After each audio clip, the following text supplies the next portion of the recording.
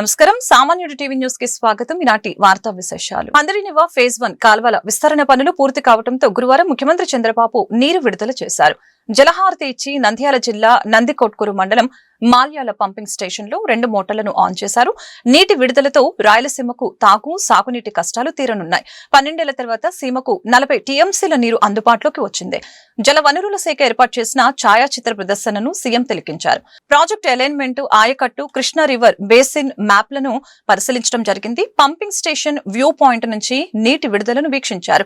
నీటిపారుదల శాఖ మంత్రి నిమ్మల రామానాయుడు, ఆర్థిక మంత్రి పయ్యావుల కేశవ్, ఎంపీ బైరెడ్డి శబరి, ఇరిగేషన్ ఉన్నతాధికారులు కార్యక్రమంలో పాల్గొన్నారు. కాలువలు వెడల్పు చేయకపోతే చివరి భూములకు నీళ్లు పోవనే ఉద్దేశంతో 3,890 కోట్ల రూపాయలు శాంక్షన్ చేసి 100 రోజుల్లో పనులు పూర్తి చేసి ఈరోజు పంపులు ఆన్ చేశాను.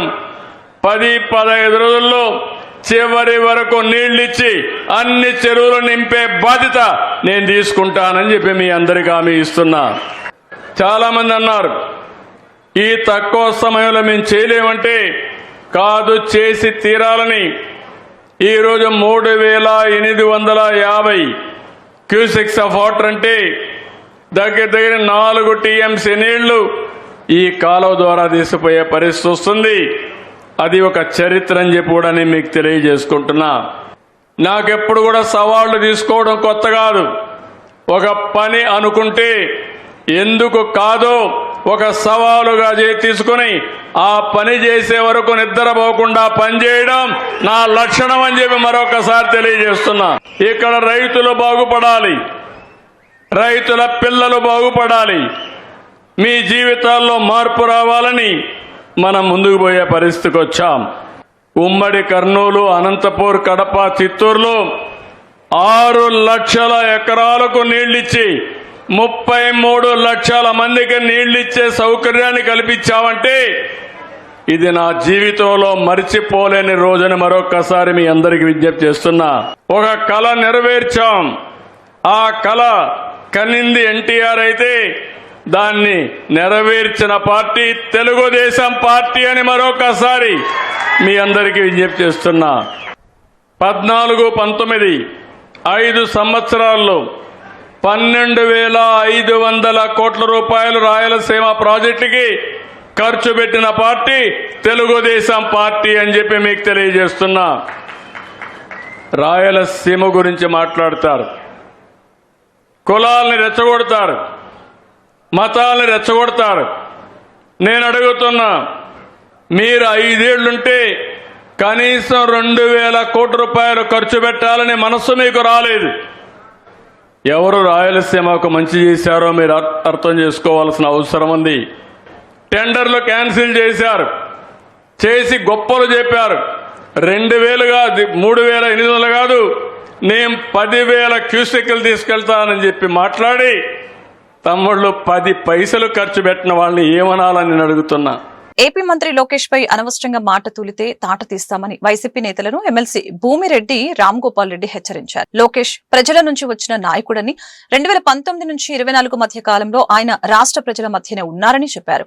లోకేష్ రాజకీయానికి జగన్ విలవిలలాడుతున్నారని ఎద్దేవా చేశారు. అలాగనే జగన్ మతి భ్రమించి అధికారుల్ని బెదిరిస్తున్నారని చురకలంటించారు. గత కొన్ని రోజులుగా వైకాపా అధ్యక్షుడు మన శాసనసభ్యుడు జగన్మోహన్ రెడ్డి గారు కానీ ఇటీవల ఆ పార్టీలో కొత్త బిచ్చగాళ్ళుగా చేరడం జరిగింది. సతీష్ కుమార్ రెడ్డి, రమేష్ కుమార్ రెడ్డిలు వాళ్ళ స్థాయి మరిచి లోకేష్ బాబు గారిని అనరాని మాటలంటూ సభ్య సమాజం తలదించుకునే మాటలు మాట్లాడడం జరుగుతోంది. ఈరోజు జగన్మోహన్ రెడ్డి గారు మంచివాడు, లోకేష్ బాబు గారి అంతు చూస్తామని చెప్పి చెప్తాను. 2019-24 మధ్య కాలంలో కూడా జగన్మోహన్ రెడ్డి గారు ముఖ్యమంత్రిగా ఉన్నారు.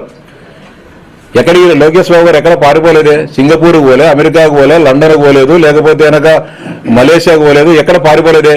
ఈ రాష్ట్రంలో ఉండి లోకేష్ బాబు గారు ధీటుగా ఆ రోజుండి అధికార పార్టీకి ఎదురెడ్డి పోరాడి తెలుగుదేశం పార్టీని అధికారంలోకి తీసుకొని రావడంలో రాయలసీమలో అరాచకం సృష్టించాలని మాజీ సీఎం జగన్ చూస్తున్నారని ఏపీ ఆర్థిక మంత్రి పయ్యావుల కేశవ్ అన్నారు. మన జీవితాల్లో వెలుగులు నింపేందుకు సీఎం చంద్రబాబు కృషి చేస్తున్నారని చెప్పారు. బనకచర్లపై జగన్ మాటలను చరిత్ర క్షమించదని అన్నారు. నంద్యాల జిల్లా మాల్కాల పంపింగ్ స్టేషన్ వద్ద హందరినివా కాల్వకు సీఎం చంద్రబాబు నీటిని విడుదల చేశారు. ఈ సందర్భంగా నిర్వహించిన కార్యక్రమంలో పయ్యావుల మాట్లాడారు. కేవలం 100 రోజుల్లోని హందరినివా కాల్వ సామర్థ్యాన్ని 12 పంపులకు పెంచాం. వైసీపీ హయాంలో గంప మట్టి కూడా తీయలేని పరిస్థితి నెలకొంది. జగన్ మళ్లీ పాలెగాళ్ల సంస్కృతిని ప్రోత్సహిస్తున్నారు. రాయలసీమను అభివృద్ధి చేసింది మా పార్టీయే. మీ వైపు ఎంతమంది మారినా మా వైపు ఒకే నాయకుడు ఉన్నారు. వైసీపీ నేతలు రౌడీ రాజకీయాలు చేస్తున్నారని పయ్యావుల కేశవ్ విమర్శించారు. చూస్తుంటారు, ఎగిరిపోతాడు చంద్రబాబు నాయుడు అన్నాడు. నీచమైనటువంటి భాష. జగన్మోహన్ రెడ్డి విను, ఎగిరిపోయేది చంద్రబాబు నాయుడు కాదు, ఎదిగిపోయేవాడు చంద్రబాబు నాయుడు అనేటువంటిది ఈ సందర్భంగా గుర్తు చేస్తున్నా. గల్లీ నుంచి ఢిల్లీ వరకు ఇవాళ ఎదిగింది చంద్రబాబు నాయుడు అని చెప్తున్నా.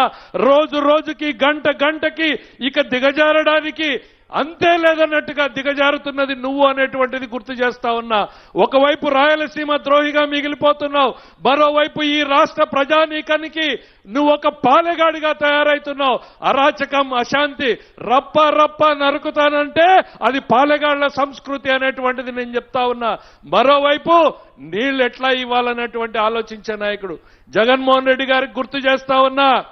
ఇట్లానే 2009లో ఓ పెద్ద మనిషి మాట్లాడాడు, నిన్ను ఫినిష్ చేస్తానన్నాడు. ఫినిష్ చేస్తానన్నటువంటి పార్టీ ఏమైంది, ఫినిష్ చేస్తానన్న నాయకుడు ఏమయ్యాడు అనేటువంటిది ఈ సందర్భంగా నేను గుర్తు చేయదలుచుకున్నా. నాయకులు అటువైపు మారారు, ఇటువైపు మారలేదు. 78లో అంజయ్య గారు ముఖ్యమంత్రి, జనార్దన్ రెడ్డి గారు ముఖ్యమంత్రి, కోట్ల సూర్యప్రకాష్ రెడ్డి గారు ముఖ్యమంత్రి, నేదురుమల్లి జనార్దన్ రెడ్డి గారు, రాజశేఖర్ రెడ్డి గారు, రోషయ్య గారు, కిరణ్ కుమార్ రెడ్డి గారు, ఆ జగన్మోహన్ రెడ్డి గారు. ప్లేయర్లు అటువైపు మారారు, ఇక్కడ ప్లేయర్ ఒక్కడే. ఆ ప్లేయర్ ఎట్లాంటోడు అనంటే కోడి కత్తికి గులకరాయికి హత్యాయత్నం అని చెప్పుకునే మనిషి కాదు. 17 క్లెమర్ మైన్లను కొడితే గుండె దిటువుగా లేచి నిలబడి షర్టు సర్దుకుని నడుచుకుంటూ వెళ్ళినటువంటి నాయకుడు ఇటువైపు ఉన్నాడు. ఎవరు ఎగిరిపోతారో చరిత్ర చూస్తుంది, ఎవరు ఎదిగిపోతారో ఈ చరిత్ర తేలుస్తుంది అనేటువంటిది ఈ సందర్భంగా చెప్పగలుగుతా ఉన్నా. స్వచ్ఛ సర్వేక్షణ్ సూపర్ లీగ్ సిటీ అవార్డుని గుంటూరు నగర మేయర్ కోవెలమూడి రవీంద్ర అందుకున్నారు. గుంటూరు నగరపాలక సంస్థకు స్వచ్ఛ సూపర్ లీగ్ సిటీ అవార్డును కేంద్ర ప్రభుత్వం ప్రకటించిన సంగతి తెలిసిందే. ఢిల్లీలో జరిగిన కార్యక్రమంలో ఆంధ్రప్రదేశ్ రాష్ట్ర మున్సిపల్ శాఖ మంత్రి నారాయణ, నగర మేయర్ కోవెలమూడి రవీంద్ర, రాష్ట్ర స్వచ్ఛాంధ్ర కార్పొరేషన్ చైర్మన్ పట్టాభిరాములు భారత రాష్ట్రపతి ద్రౌపది ముర్ము చేతుల మీదుగా అవార్డు అందుకున్నారు.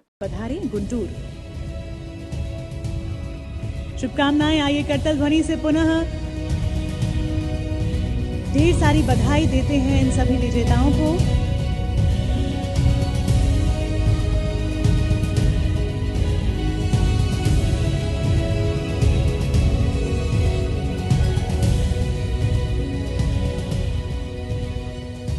लीग की तीसरी श्रेणी थर्ड कैटेगरी में 50,000 से लेकर 3 लाख तक जनसंख्या वाले शहर शामिल हैं। तो आइए अब हम आमंत्रित करते हैं न्यू दिल्ली म्युनिसिपल कॉर्पोरेशन की टीम को। कृपया मन తల్లిదండ్రులు లేని పిల్లలకు ఉపకార వేతనం ద్వారా విద్యను అందిస్తున్నట్లు సాయిరాం తెలిపారు. పెద్ద పలకలూరులో ఏరువ కోటిరెడ్డి మెమోరియల్ ట్రస్ట్ ద్వారా పేద విద్యార్థులకి చెక్కులను పంపిణీ చేసినట్లు సాయిరాం తెలిపారు. జిల్లా వ్యాప్తంగా 1525 మంది విద్యార్థులకు 45 లక్షల రూపాయలు అందించినట్లు తెలిపారు. తన బాల్యంలో ఉపకార వేతనం ద్వారా చదువుకొని ఈ స్థాయికి ఎదిగానని అన్నారు. తల్లిదండ్రులు లేని పిల్లలను గుర్తించి మధ్యలో వారి చదువు ఆగిపోకుండా ఏరువా కోటిరెడ్డి మెమోరియల్ ట్రస్ట్ ద్వారా చేయూతనిస్తున్నట్లు ఈ సందర్భంగా తెలియజేశారు. పోలూరు వెంకటరెడ్డి మాట్లాడుతూ సాయిరామును ఆదర్శంగా తీసుకుని జీవితంలో ఎదగాలని, పేద విద్యార్థులకు ఆర్థికంగా అండగా నిలవాలని కోరారు.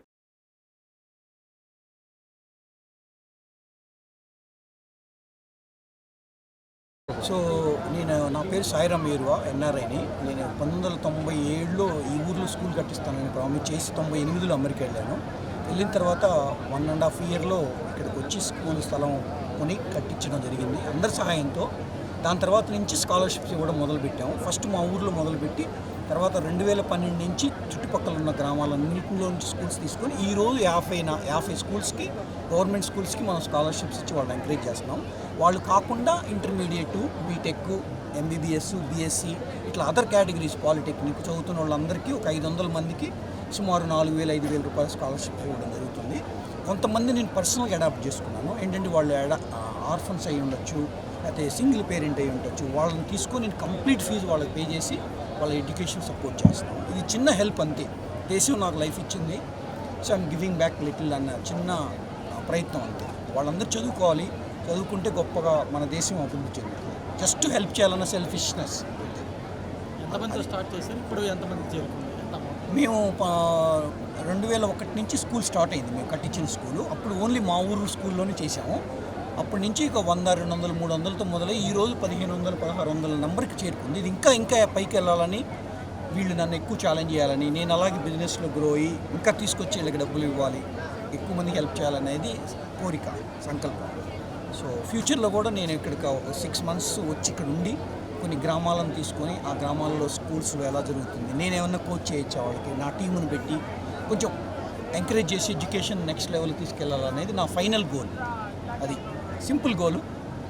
బట్ అందరూ తలా ఒక చేస్తే ప్రతి ఒక్కళ్ళు ఎవరు చేయగలిగితే వాళ్ళు ఒక ఫీజు ఇవ్వగలిగినా మీ ఇంటి పక్కన ఉన్న వాళ్ళకి వాళ్ళు వృద్ధిలోకి వస్తారు. మన బ్యాంకులో ఎంత డబ్బులున్నా అది పెద్ద ఉపయోగం లేదు. ఒక్క మనిషికి మీరు ఫీజు కట్టగలిగితే దాంట్లో వచ్చే happiness is immeasurable and priceless. So ప్రతి ఒక్కళ్ళు కుదిరినంత మీరు చేయగలిగితే మీ ఊరిలో మీకు తెలిసిన వాళ్ళు ఫీజు కట్టలేకపోవచ్చు, చాలామంది ఇబ్బంది పడవచ్చు. మీ సహాయం మీరు చేస్తే మన దేశం గొప్ప దేశంగా అభివృద్ధి చెందుతుంది. ఆల్రెడీ మన డెవలప్డ్ కంట్రీ అవుతుంది. ఇంకా ఎక్కువ మంది చదువుకుంటే అబ్దుల్ కలాం లాగా అయితే మన దేశం నెక్స్ట్ లెవెల్కి వెళ్ళిపోతుంది. థ్యాంక్ యూ సార్, మీరు అందరూ వచ్చి సపోర్ట్ చేశారు. మీరు all media I wanted to thank you. ఎందుకంటే మీరు ఇలాంటి ప్రోగ్రాంలు ఎంకరేజ్ చేస్తే ఎవరో ఒక్కళ్ళు ఇంపాక్ట్ అయినా కూడా మీ ప్రయత్నం ఇంత 3 గంటలు మీరు వెయిట్ చేసినందుకు మన దేశానికి మీరు రియల్ సేవ్ చేసిన రియల్ హీరోస్. మీరు సినిమాల్లో ఉన్న వాళ్ళు కాదు, మీరు రియల్ హీరోస్. బికాజ్ మీరు న్యూస్ కవర్ చేస్తారు. మీరు కొంతమందికి బాగుండలేదు, వాళ్ళ ఫీజులు కట్టాలని న్యూస్లో వేస్తే కొంతమంది దాతలు వస్తారు. మీరు రియల్ హీరోస్ నాకు తెలిసిన. ఈరోజు తను చిన్నతనంలో పడ్డ కష్టాన్ని గుర్తుంచుకొని చదువుని ఇష్టంతో చదువుకున్నటువంటి ఏరువ సాయిరామ్ గారు తను చిన్నతనంలో ఒక వ్యక్తి దగ్గర 10,000 రూపాయలు స్కాలర్షిప్ తీసుకున్నటువంటి పరిస్థితుల్లో మరి ఆ యొక్క జ్ఞాపకాలను, అలాగే తను పుట్టిన ఊరిలో సమస్యలు ఉన్నాయి స్కూల్కి సంబంధించి, స్కూల్ లేదు 7వ తరగతి వరకే ఉందనే ఒక ఆలోచనతో ఎప్పుడైతే అతను అమెరికా వెళ్ళాలి అని ప్లాన్ చేసుకున్నాడో ఆ అమెరికా వెళ్ళే క్రమంలో మరి అసలు అతనికి ఉద్యోగం లేదు, ఏమీ లేని పరిస్థితుల్లో అమెరికా వెళ్ళిన తర్వాత 97లో అమెరికా వెళ్తే 98లో అంటే 97లో ప్రామిస్ చేశాడు కడతానని. 98లో ఉద్యోగం వచ్చిన అమ్మటే తనకు వచ్చిన మొదటి శాలరీ ద్వారా ఈ యొక్క స్కాలర్షిప్ ప్రోగ్రామ్ అయితేనేమి, తన తండ్రి గారి పేరు మీద ఏరువ కోటిరెడ్డి జడ్పీఐ స్కూల్ నిర్మించడం అయితేనేమి, ఆ తర్వాత అంచెలంచెలుగా 2012 నుంచి దాదాపుగా ప్రతి సంవత్సరం కూడా ఒక 50 లక్షల రూపాయలు ఎవరైతే చదువుకోవడానికి ఇబ్బంది పడుతున్నారో వాళ్ళ ఇబ్బందుల్ని గమనించి వాళ్ళందరినీ ఆదుకునేటటువంటి కార్యక్రమం చేస్తున్నటువంటి ఏరువ సాయిరామ్ గారిని ఈ సందర్భంగా అభినందిస్తూ ఉన్నాం. అంతేకాకుండా రాబోయే రోజుల్లో కూడా దాదాపు నాకు తెలిసి ఈరోజే 10 మంది విద్యార్థులు పైగా అడాప్ట్ చేసుకున్నటువంటి పరిస్థితి. ఏది ఏమైనప్పటికీ కూడా రానున్న రోజుల్లో ఈ 50 లక్షల నుంచి ₹1 కోటి చేసి సుమారుగా 3,000 మంది విద్యార్థులకో లేదా 2,000 మంది విద్యార్థులకో సహాయం చేసేదానికి దేవుని ఆశీస్సులు ఆ సాయిరామ్ గారికి ఉండాలని చెప్పి మనస్ఫూర్తిగా కోరుకుంటూ రానున్న రోజుల్లో వైకేఆర్ ఎడ్యుకేషనల్ ట్రస్ట్కు సంబంధించి ఇదే విధంగా ముందుకు సాగాలని మనస్ఫూర్తిగా కోరుకుంటా ఉన్నాం. గంజాయి బ్యాచ్ ని ప్రోత్సహిస్తున్న టీడీపీ పార్టీ నాయకులు శేషుపై చట్టపరమైన చర్యలు తీసుకుని మాకు రక్షణ కల్పించి మా పిల్లల భవిష్యత్తుని కాపాడాలని జిల్లా ఎస్పీ కార్యాలయం ఎదుట ఆందోళన చేస్తున్న స్వర్ణభారతి నగర్ మహిళలు. స్వర్ణభారతి నగర్ లో మైనర్ల నుంచి మేజర్ల వరకు గంజాయి సేవిస్తూ అక్కడ ఉన్న వారిని భయభ్రాంతులకి గురి చేస్తున్నారని ఆందోళన వ్యక్తం చేశారు. ఆదివారం రాత్రి గంజాయి సేవించిన వారిని మందలించినందుకు వీరు బాటిల్తో శ్రీనుపై దాడి చేసి హత్యాయత్నానికి పాల్పడ్డారని తెలిపారు. స్థానిక టీడీపీ నాయకులు శేషు ఈ గంజాయి బ్యాచ్ ని పెంచి పోషిస్తున్నారని ఆరోపించారు. ఈ రోజు స్థానిక డీఎస్పీ భానుదయను కలిశామని చెప్పారు. ఆమె నుండి కూడా సరైన స్పందన రాకపోవడంతో మీడియాను ఆశ్రయించామని తెలియజేశారు. గంజాయి బ్యాచ్ నుంచి మమ్మల్ని కాపాడి గంజాయి రహిత స్వర్ణ భారతి నగర్ గా మార్చాలని వేడుకున్నారు. గుంటూరు స్వర్ణ భారతి నగర్ నుంచి ఈ స్వర్ణ భారతి నగర్ లో గంజాయి బ్యాచ్లు ఎక్కువయ్యాయి సార్. హెరాస్మెంట్ ఎక్కువైపోయింది. దీని నుంచి మా బాబు దాంట్లో తిరుగుతున్నాడని మా బాబుకి మేము మందలిచ్చాం అన్నమాట. మందలిస్తే వాళ్ళు అంతా ఒక 20 మంది వచ్చి మా అబ్బాయికి మేము భయం చెప్పుకుంటుంటే ఊరుకోకుండా సరే అని మాట్లాడేసి మా మీదకి ఎగబడుతున్నారు సార్. మేము అన్నాము మా అబ్బాయికి మేము భయం చెప్పుకుంటే మీకేమైంది అని చెప్పాము. అక్కడికి వెళ్ళిపోయారు. వెళ్ళిపోయిన తర్వాత ఒక 4-5 రోజులు గడిచిన తర్వాత మళ్ళీ స్టార్ట్ చేశారు. మళ్ళీ మా మామయ్య గారు ఉన్నారు. మా మామయ్య మా అబ్బాయిని మళ్ళీ చెప్పాడు. చెప్పి మా అబ్బాయికి మేము చెప్తే మీరెవర్రా మీరు రావటానికని ఆయన మాట్లాడాడు సార్. మాట్లాడితే సరేమని చెప్పి వాళ్ళు వెళ్ళిపోయారు. ఆయన్ని టార్గెట్ చేసి మొన్న ఆదివారం నైట్ నీతో మాట్లాడాలి అని చెప్పి ఆయన్ని పిలిపించి ఎదురు ఇంకొక వ్యక్తి మాట్లాడతా వెనక నుంచి 2 బీర్ సీసాలు తీసుకొని ఆయన పగలగొట్టారు సార్. దాదాపు ఆయన ఒక్కరిని పిలిచి 30 మంది వచ్చారు సార్. మొత్తం 20 సంవత్సరాల నుంచి 15 సంవత్సరాలు వాళ్ళే సార్ కొట్టింది. అందరూ కనీసం 20 సంవత్సరాల నుంచి 15 సంవత్సరాలు వాళ్ళ కాన్నుంచే సార్. కానీ స్వర్ణ భారతి నగర్ నుంచి ఇలా జరుగుతుందని మేము నల్లబాడు పోలీస్ స్టేషన్ లో కంప్లైంట్ ఇచ్చాం సార్.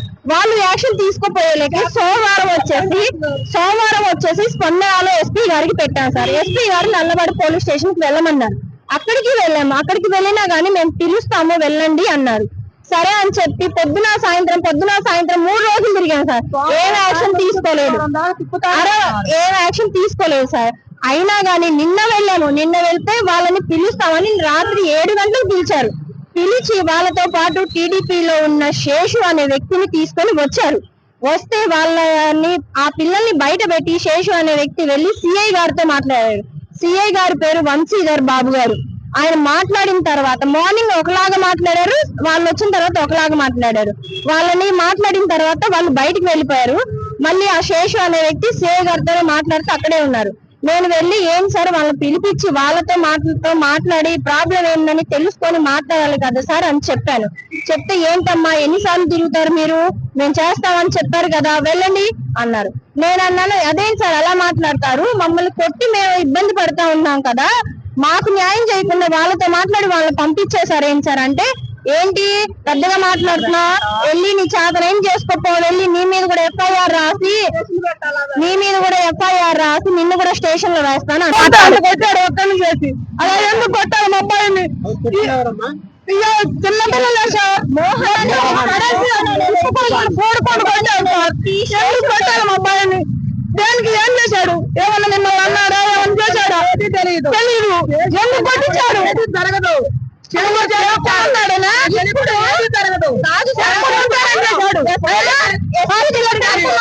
గుంటూరు అరండల్పేట 4వ లైన్ లో నూతనంగా ఏర్పాటు చేసిన రోజ్ కేఫ్ రెస్టారెంట్ ని గుంటూరు పశ్చిమ ఎమ్మెల్యే గల్లా మాధవి గురువారం ప్రారంభించారు. ఈ సందర్భంగా రెస్టారెంట్ యాజమాన్యానికి శుభాకాంక్షలు తెలిపారు. వినియోగదారుల ఆదరాభిమానాలతో రోజ్ కేఫ్ రెస్టారెంట్ వ్యాపార అభివృద్ధి సాధించాలని ఆకాంక్షించారు. అలాగే గుంటూరు నగర వాసులకు పసందైన బిర్యానీ రుచులు అందించాలని కోరారు. ఈ కార్యక్రమంలో రోజ్ కేఫ్ రెస్టారెంట్ నిర్వాహకులు హసీం, పాండు తదితరులు పాల్గొన్నారు. ఈ రోజు అరండల్పేట 4/2 రోజ్ కేఫ్ లో ఉన్నాము. ఇది ఒక complete family restaurant, multi cuisine restaurant ఈ రోజు ఓపెన్ చేసుకోవడం జరిగింది. ఆశ్రిత్ గారు దీన్ని వాళ్ళ ఫ్యామిలీ అందరితో కలిసి దీన్ని నిర్వహిస్తా ఉన్నారు. అత్యంత తక్కువ ధరలకి క్వాలిటీ ఫుడ్ ని ఇక్కడ ఏర్పాటు చేస్తూ, అదే విధంగా కంప్లీట్ రెస్టారెంట్ థీమ్ కూడా ఒక థీమ్ ఫుల్ గా చాలా కలర్ఫుల్ గా ఏర్పాటు చేయడం జరిగింది. ఇప్పుడున్న సొసైటీలో చాలా వినూత్నంగా ఉండి ఎక్కడైనా స్పెషల్ గా ఉంటే అక్కడికి వెళ్లే ప్రయత్నం చేస్తా ఉన్నారు. అదే విధంగా ఆ కాన్సెప్ట్ ని వీళ్ళు ఆ ఐడియాని గ్రాప్ చేసుకొని రెస్టారెంట్ లో ఒక 6 థీమ్స్ ని ఏర్పాటు చేయడం జరిగింది. ఒక్కొక్క థీమ్ కి ఒక్కొక్క సిట్టింగ్ అండ్ ఒక్కొక్క డెకరేషన్ తో వాళ్ళు ఏర్పాటు చేయడం జరిగింది. చాలా కలర్ఫుల్ గా అండ్ అట్రాక్టివ్ గా ఉంది. అందరూ వచ్చి సరదాగా ఫ్యామిలీతో గడిపే ఒక ప్లేస్ లాగా దాన్ని చక్కగా దీన్ని డిజైన్ చేయడం జరిగింది. సో అందరూ కూడా మన రోజ్ కేఫ్ కి వచ్చి అందరూ హ్యాపీగా వాళ్ళ ఫ్యామిలీతో ఒక మంచి ఫుడ్ ని ఎంజాయ్ చేసే ఒక ప్లేస్ గా రోజ్ కేఫ్ ఎదగాలని కోరుకుంటూ, అదే విధంగా యాజమాన్యానికి దీన్ని నిర్వహించే వాళ్ళందరికీ కూడా నా శుభాకాంక్షలు చెప్తూ సెలవు. గుంటూరు ప్రజలందరికీ నమస్కారం. ఈ రోజు అరండల్పేట 4/2 రోజ్ కెఫే అనే మల్టీ క్యూజన్ రెస్టారెంట్ ఓపెన్ చేశాము. ఇక్కడ అన్ని మల్టీ క్యూజన్ లో మొత్తం biryanis, Chinese, tandoori, continental, ice creams, mojitos అన్ని అవైలబుల్ లో ఉంటాయి. ఈ రోజ్ కెఫే రెస్టారెంట్ ప్రత్యేకత ఏంటంటే మేము చాలా యూనిక్ కాన్సెప్ట్ తో డిజైన్ చేసాము. ఎక్కడ గుంటూరులో ఎక్కడా లేదు అలాంటి అంబియన్స్ క్రియేట్ చేసాము. అదే విధంగా ఫుడ్ క్వాలిటీ అండ్ హైజీన్ కూడా ఇస్తాము. యాంటీ మైక్రోబ్రియల్ రెసిస్టెన్స్ పై రాష్ట్ర IMA అండ్ CIDS సంయుక్తంగా నిర్వహిస్తున్న CME కార్యక్రమం ఈ నెల 20వ తేదీ గుంటూరు వైద్య కళాశాల జింకానా ఆడిటోరియంలో జరుగుతుందని IMA రాష్ట్ర అధ్యక్షులు డాక్టర్ జి నందకిషోర్ తెలిపారు. వైద్యులందరూ కూడా యాంటీ మైక్రోబియల్ రెసిస్టెన్స్ పై దృష్టి సారించి ప్రజారోగ్యాన్ని కాపాడాలని విజ్ఞప్తి చేశారు. గురువారం ఏర్పాటు చేసిన మీడియా సమావేశంలో ఆయన మాట్లాడారు. ఈ కార్యక్రమానికి రాష్ట్ర వైద్య ఆరోగ్య శాఖ మంత్రి సత్యకుమార్ యాదవ్ ప్రారంభిస్తారని చెప్పారు. ఈ ప్రారంభోత్సవ కార్యక్రమంలో Andhra Pradesh medical council chairman doctor D Srihari Rao, ప్రముఖ physician doctor Sunitha Narreddy, AMR committee chairman doctor PS Sharma, Guntur వైద్య కళాశాల ప్రిన్సిపల్ డాక్టర్ సుందరాచారి పాల్గొంటారని పేర్కొన్నారు. సమావేశంలో IMA రాష్ట్ర joint secretary doctor T Sevakumar, doctor Y Subbarayudu, doctor D Amaralingeswara Rao, doctor B Saikrishna పాల్గొన్నారు. ఈ యాంటీబయాటిక్స్ లోకల్గా ఎట్లా పనిచేస్తున్నాయి, వాటిలో ఏ యాంటీబయాటిక్ ఏ డిసీజ్కి వాటితో బాగుంటుందనేది మనం ఒక రిపోర్ట్ తయారు చేసి ఆంధ్రప్రదేశ్ రాష్ట్ర ప్రభుత్వాన్ని చేయాలనేది మా యొక్క ఆలోచన. సో దీనికి మన గుంటూరు శాఖ సిట్స్ వాళ్ళు ప్రధాన భూమిక నిర్వహించుకోతున్నారు. ఎందుకంటే వాళ్ళ యొక్క సహకారమే ఈ ప్రాజెక్ట్ని ముందుకు తీసుకెళ్ళడానికి బాధ్యత అన్నమాట. సో దీనివల్ల ఏంటంటే ఎకనామికల్ బడ్జెట్, మనం యాంటీబయాటిక్స్ కనుక పనిచేయకపోతే ప్రతిదానికి ఖరీదైన యాంటీబయాటిక్స్ వాడాల్సి వస్తాయి. మధ్యతరగతి తెలుగు తరగతి ప్రజలకే కాకుండా GDP మీద కూడా కంట్రీస్ చాలా కంట్రీస్ ఉంటాయి. వాటి యొక్క GDP మీద కూడా బాగా ప్రభావం చూపుతుంది. సో ఇది చాలా ఇంపార్టెంట్ ప్రాబ్లం కాబట్టి నేను మీ అందరినీ రిక్వెస్ట్ చేసేది ఏంటంటే దీనికి కొంచెం ప్రాచుర్యం కల్పించాలి. ప్రజలు మారాలి, డాక్టర్లు అందరూ కూడా మారి కేరళలో కూడా ఇలాంటి ప్రోగ్రామ్ చేపడితే వాళ్ళు 20% ఆఫ్ యాంటీబయాటిక్ యూసేజ్ తగ్గించగలిగారు. సో కాలక్రమేణా మేము ఈ మార్పులు తీసుకురావాలి. దానిలో మీ యొక్క సహకారం అనేది చాలా ముఖ్యమైన భూమిక నిర్వహిస్తాను. సో అందుకనే మరొకసారి మీ అందరికీ రిక్వెస్ట్ చేసేది ఏంటంటే ఈ యాంటీ మైక్రోబియల్ రెసిస్టెన్స్ అనేది మీ అందరికీ తెలిసి ఈవెన్ యానిమల్స్లో కూడా ఇండిస్క్రిమినేట్ యూజ్ ఆఫ్ యాంటీబయాటిక్స్ వాటి వల్ల రెసిస్టెన్స్ అనేది చాలా ఫాస్ట్గా డెవలప్ అవుతుంది. అందుకని మనం దీనికి ప్రజలకి అవేర్నెస్ క్రియేట్. మీ అందరికీ తెలిసి మందుల షాప్లో యాంటీబయాటిక్ అడిగితే 1 రోజుకి 2 రోజులు ఇస్తారు. సో అలాంటప్పుడు ఏం జరిగిందంటే ఆ కోర్స్ పూర్తిగా ఊరికే రెసిస్టెన్స్ వచ్చేస్తుంది. సో ఇలాంటివన్నీ కూడా మనం అవేర్నెస్ క్రియేట్ చేసి అవసరమైతే యాంటీబయాటిక్ వాడాలి, అది కూడా కోర్స్ వాడాలి, డాక్టర్ పర్యవేక్షణలోనే వాడాలనేది మనం. కృష్ణా జిల్లాకు చెందిన వైసీపీ నేతలతో జగన్ మాట్లాడిస్తున్నారని తెలుగుదేశం సీనియర్ నేత బుద్దా వెంకన్న ఆరోపించారు. వంశ నివాసంలో వీరంతా సమావేశమే రాష్ట్రంలో అల్లర్లు చేసేందుకు కుట్రలు చేశారని మండిపడ్డారు. రేషన్ బియ్యం బొక్కేసి స్థలాలను కబ్జా చేసిన పేర్ని నాని జగన్ డైరెక్షన్ లో నీచంగా మాట్లాడుతున్నారని దుయ్యపట్టారు. బీసీల పట్ల జగన్ చూపేది కపట ప్రేమ అని బుద్దా వెంకన్న విమర్శించారు. పేరు నాని, కొడాల నాని, అలాగే వల్లభనేని వంశీ, జోగి రమేష్ వీళ్ళందరితో జగన్మోహన్ రెడ్డి మాట్లాడి ఏదైతే రాష్ట్రానికి రాజధాని అయినటువంటి ఈ అమరావతి, విజయవాడ నగరాల్లో లా అండ్ ఆర్డర్ ప్రాబ్లం సృష్టించి పెట్టుబడులు రాకుండా చేయడానికి వల్లభనేని వంశీ జైలు నుంచి బయటకు వచ్చి వాళ్ళ ఇంట్లో మరుసటి రోజు జగన్మోహన్ రెడ్డి ఇంటికి వెళ్ళి మళ్ళీ వాళ్ళ ఇంట్లో సమావేశం అయ్యి వీళ్ళందరూ కూడా విచ్చలవిడితనంగా మాట్లాడుతున్నారు. ఈ పేరు నాని అతనే చెప్పాడు, నా భార్య జయసుధని చంద్రబాబు గారు అరెస్ట్ చేయొద్దన్నాడు, ఆయనకి ధన్యవాదాలు తెలుపుతున్నాను అని చెప్పాడు. చంద్రబాబు నాయుడు గారు నిజంగా మిమ్మల్ని అరెస్ట్ చేయాలంటే నువ్వు రికార్డెడ్గా దొరికిపోయావు, దొంగవే, బియ్యం దొంగవయ్యావు నువ్వు. ముఖ్యంగా మేమేమైనా తప్పు చేస్తే చేయండి తప్ప, విమర్శలు చేయండి తప్ప వ్యక్తిగతంగా చంద్రబాబు గారి జోలికి కానీ, లోకేష్ బాబు గారి జోలికి కానీ, ఆ కుటుంబం జోలికి కానీ ఎవడైనా ఎక్కడైనా ఎప్పుడైనా మాట్లాడారంటే మాత్రం ఊరుకునే ప్రసక్తే లేదు. ఒక పక్క జగన్మోహన్ రెడ్డి నిన్ను ప్రెస్ మీట్ పెట్టి బీసీల మీద కపట ప్రేమ నటిస్తున్నాడు. మాచర్లో నా మీద దాడి జరిగినప్పుడు బీసీలు గుర్తు రాలేదా? నేను బీసీని కాదా? వైసీపీ అధినేత జగన్ డీఐజీ స్థాయి అధికారుల్ని మాఫియా డాన్లతో పోల్చడం అత్యంత దారుణమని రాష్ట్ర పోలీసు అధికారుల సంఘం అధ్యక్షులు శ్రీనివాసరావు అన్నారు. ఇటువంటి వ్యాఖ్యలు ప్రజాస్వామ్యానికి గొడ్డలి పెట్టు లాంటివని చెప్పారు. వైసీపీ ప్రభుత్వంలోనూ ఇదే పోలీసులు పనిచేసిన సంగతి జగన్ మర్చిపోయారా అంటూ ఆయన ప్రశ్నించారు. చట్టబద్దంగా న్యాయబద్దంగా విధులు నిర్వహిస్తామన్న శ్రీనివాసరావు అభ్యంతరాలుంటే న్యాయస్థానాలను ఆశ్రయించాలి, కానీ ఇష్టారీతిన ఆరోపణలు చేయడం సమంజసం కాదని చెప్పారు. సిద్ధార్థ కౌశల్ వీఆర్ఎస్ పైన జగన్ చేసిన వ్యాఖ్యలు అవాస్తవమని స్పష్టం చేశారు. అధికారిని ఒక మాఫియా డాన్ అని చెప్పి మాట్లాడటం ఎంతవరకు సబబని మేము ఈరోజు ప్రశ్నిస్తా ఉన్నాం. సిద్ధార్థ కౌశల్ గారు ఆయన వ్యక్తిగత కారణాలతోటి ఆయన పదవి విరమణ చేస్తే దాన్ని కూడా తీసుకొచ్చి రాజకీయం చేస్తున్నారంటే నిజంగా ఎంత దౌర్భాగ్యమో అసలు అర్థమే కావడం లేదు. మాకు పోస్టింగ్ మంచి పోస్టింగ్ ఇచ్చారు. మా డీజీపీ గారి ఆఫీస్లోనే ఆయనకు ఒక పెద్ద ఛాంబర్, అంటే ఒక ఎడిషనల్ డీజీకి ఛాంబర్, అలాంటి ఛాంబర్ ఇచ్చారు ఆయనకి. ఒక ఎడిషనల్ డీజీ గారికి అయితే ఏ ఛాంబర్ ఇస్తారో మీరు కావాలని నేను చూపిస్తాను. అదే ఛాంబర్ ఇచ్చి చాలా గౌరవించారు. మీరు ఇప్పుడు మీ కార్యకర్తలను ఉద్దేశించి లేకపోతే వేరే కార్యక్రమాలకు వెళ్ళినప్పుడు మాత్రమే పోలీసుల మీద భౌతిక దాడులు జరుగుతున్నాయి. ఎందుకు జరుగుతున్నాయి? అట్లాగే పోలీసులు తప్పుడు కేసులు పెడుతున్నారని నిందారోపణలు చేస్తున్నారు. ఏదైనా ఉంటే మీరు న్యాయస్థానాలు ఆశ్రయించవచ్చు, అంతేగాని పోలీసుల్ని ఈ విధంగా మాట్లాడటం కరెక్ట్ కాదు. ప్రభుత్వంలో అంటే గత ప్రభుత్వంలో కూడా మేము 5 సంవత్సరాలు పనిచేసాం. ఆ పనిచేసినప్పుడు కూడా ఇదే పోలీసులు మొత్తం లాండ్ ఆర్డర్ని మెయింటైన్ చేసిన సంగతి మర్చిపోయారేమో అని ఒకసారి మీకు గుర్తు చేస్తా ఉన్నాం. ఆంధ్రప్రదేశ్ పోలీసుల్ని భారతదేశం మొత్తం ప్రశంసిస్తుంది, కానీ మీకు అది కనపడటం కూడా చాలా విచారకరం. ప్రజాస్వామ్యంలో ఏ స్థాయిలో ఉన్న అధికారైనా ఎంతటి పెద్దవాళ్ళైనా కూడా చట్టానికి అతీతులు కారని చెప్పి ఈ సందర్భంగా తెలియపరుస్తా ఉన్నాం. పోలీసులందరినీ వీఆర్లో పెట్టడం అనేది ఒక అడ్మినిస్ట్రేషన్ లో భాగమే. మీ ప్రభుత్వంలాగా ఇదే పని చేశారు మీరు కూడా. తెలంగాణ ప్రయోజనాలపై నాన్ సీరియస్ గా ఉన్న రేవంత్ రెడ్డికి ముఖ్యమంత్రి పదవిలో కొనసాగే అర్హత లేదని వెంటనే రాజీనామా చేయాలని తెలంగాణ జాగృతి అధ్యక్షురాలు కవిత డిమాండ్ చేశారు.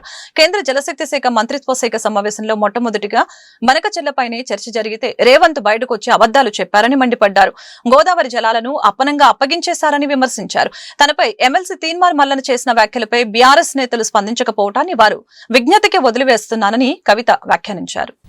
మొదటి అంశమే ఎజెండాలో బనకచెర్ల జరిగింది. అక్కడ కనీసం పౌరుషం లేకుండా ముఖ్యమంత్రి గారు, మన ఇరిగేషన్ శాఖ మంత్రి గారు మీటింగ్ మొత్తం కూడా కూర్చొని అప్పనంగా గోదావరి జలాలని గిఫ్ట్ లెక్క చంద్రబాబు నాయుడు గారి చేతిలో పెట్టి రిటర్న్ రావడం జరిగింది. నిజంగా ఎంత బాధ అనిపించిందంటే ఆడ చంద్రబాబు నాయుడు గారు సన్మానం చేస్తుంటే ముఖ్యమంత్రి గారి ముఖం ఆనందంతో వెలిగిపోతున్నది. కానీ నాకైతే బలీక బక్రాన్ చూసినట్టు అనిపించింది. కానీ ఇక్కడ బలయ్యేది ఎవరు? తెలంగాణ ప్రజలు. తెలంగాణ ప్రజల యొక్క హక్కులు, గోదావరి నదీ జలాల్లో శాశ్వతంగా హక్కులు కోల్పోతాం. బయటకు వచ్చి ప్రెస్ మీట్ పెట్టి దారుణంగా మన ముఖ్యమంత్రి గారు బుకాయిస్తున్నాడు. ఆయన బొంకుతున్నాడు. అరే జరగనే లేదు, వాళ్ళు అడిగితే కదా మేము కట్టేది. ఇంత ఘోరం ఉంటుందా? ఇంత అన్యాయం ఉంటుందా? ఇంత నాన్ సీరియస్గా ఉండేటటువంటి ముఖ్యమంత్రికి నిజంగా మన రాష్ట్రాన్ని పరిపాలన చేసే హక్కే లేదు. ముఖ్యమంత్రి గారు తక్షణమే రాజీనామా చేయాలని. రంగారెడ్డి జిల్లా రాజేంద్రనగర్ లో టొమాటోల లోడుతో వెళ్తున్న లారీ బోల్తా పడింది. లారీలో ఉన్న టొమాటో పెట్టెలు రోడ్డుపై చెల్లా పడ్డాయి. దీంతో టొమాటోల కోసం స్థానికులు ఎగపడ్డారు. చేతికి దొరికినన్ని సంచుల్లో తీసుకుని వెళ్లారు. శంషాబాద్ నుంచి గుడి మల్కాపూర్ మార్కెట్ కు తీసుకువెళ్తుండగా PV express highway pillar number 216 వద్ద ఈ ఘటన చోటు చేసుకుంది. ఈ ప్రమాదంలో డ్రైవర్, క్లీనర్ స్వల్ప గాయాలతో బయటపడ్డారు. ఘటనా స్థలానికి చేరుకున్న పోలీసులు ట్రాఫిక్ ని క్రమబద్ధీకరించారు.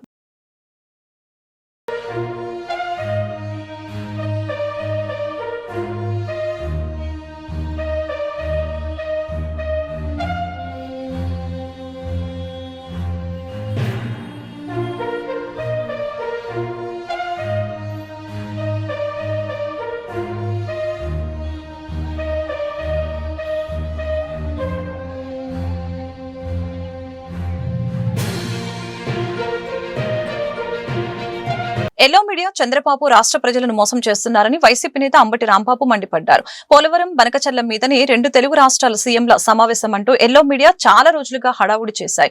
తీరా చూస్తే అసలు దీని మీద చర్చ జరగలేదు అని అంబటి రాంబాబు అన్నారు. గురువారం ఆయన తాడేపల్లిలోని వైసీపీ కేంద్ర కార్యాలయంలో మీడియాతో మాట్లాడారు. ఎవరిని మోసం చేయాలని ఇలాంటి పనులు చేస్తున్నారు చంద్రబాబు అంటూ ప్రశ్నించారు.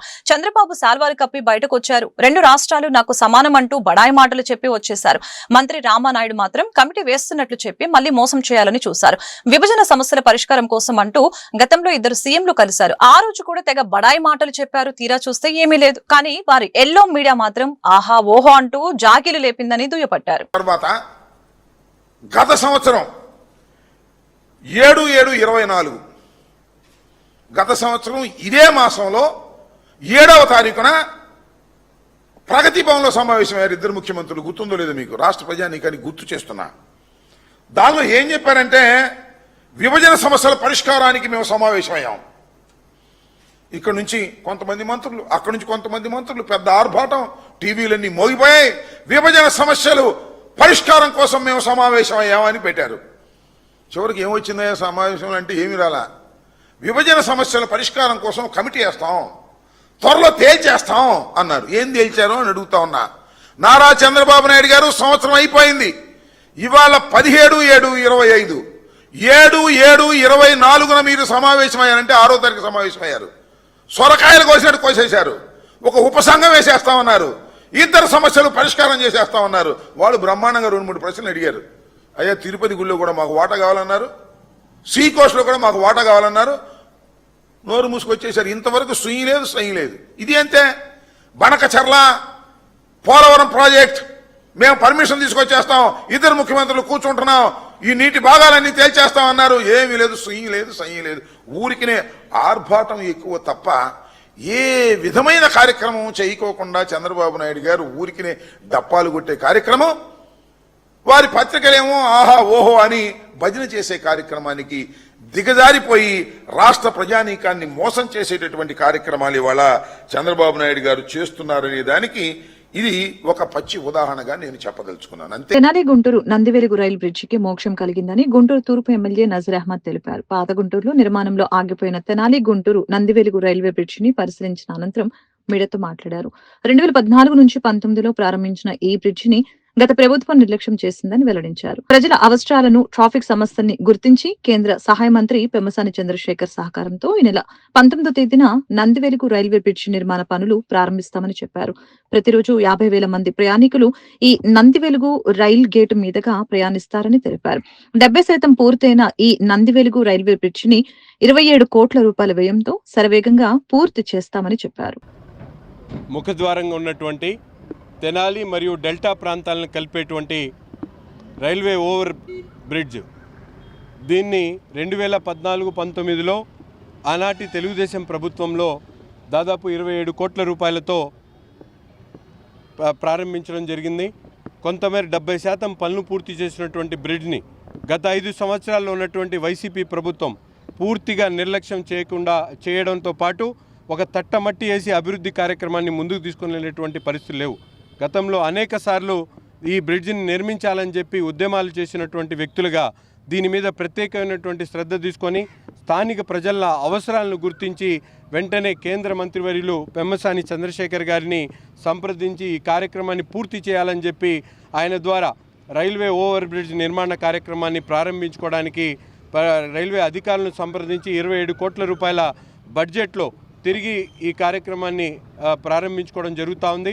రేపు 19వ తారీఖున ఈ పనులని వెంటనే ప్రారంభించేటువంటి దిశగా ముందుకెళ్తా ఉన్నాం. ఇక్కడ రేపు జరగబోయేటువంటి కార్యక్రమాన్ని పెద్దలు, ఈ ప్రాంతంలో నివసించేటువంటి 50,000 మంది ప్రజలు ఈ ప్రాంతంలో నివసిస్తూ ఉన్నారు. ప్రతిరోజు కూడా ఇబ్బందులు పడేటువంటి పరిస్థితులు ఉన్నాయి. అందుకని ఈ బ్రిడ్జ్ నిర్మాణం చేసేటువంటి దిశగా ముందుకు సాగుతుంది. కాబట్టి ఇక్కడ ఉన్నటువంటి ప్రతి ఒక్కరు కూడా ఈ కార్యక్రమంలో భాగస్వాములై విజయవంతం చేయాలని చెప్పి మనస్ఫూర్తిగా కోరుకుంటాం. శంకుస్థాపన అయిపోయింది. ఏదైతే పనులు గతంలో పూర్తి చేయలేకపోయారో ఆ పనులన్నీ కూడా తిరిగి ప్రారంభించడానికి కొత్తగా 27 కోట్ల రూపాయల బడ్జెట్ని కేంద్ర ప్రభుత్వం నుంచి తెచ్చి దీన్ని పూర్తి చేసేటువంటి కార్యక్రమం చేస్తూ ఉంది. 6 నెలల నుంచి ఒక 8 నెలల లోపల పూర్తవుతుంది. పూర్తిగా అటు ఇటు 2% పూర్తయింది. 60 నుంచి 70% 2014-19లో పూర్తయింది. మిగతా 30% రైల్వే సర్వీస్ రోడ్స్ ఇవన్నీ ఫామ్ చేస్తాం. ఈ వార్తలు ఇంతటితో సమాప్తం. మరొక బులెటిన్లో మళ్ళీ కలుద్దాం. నమస్కారం.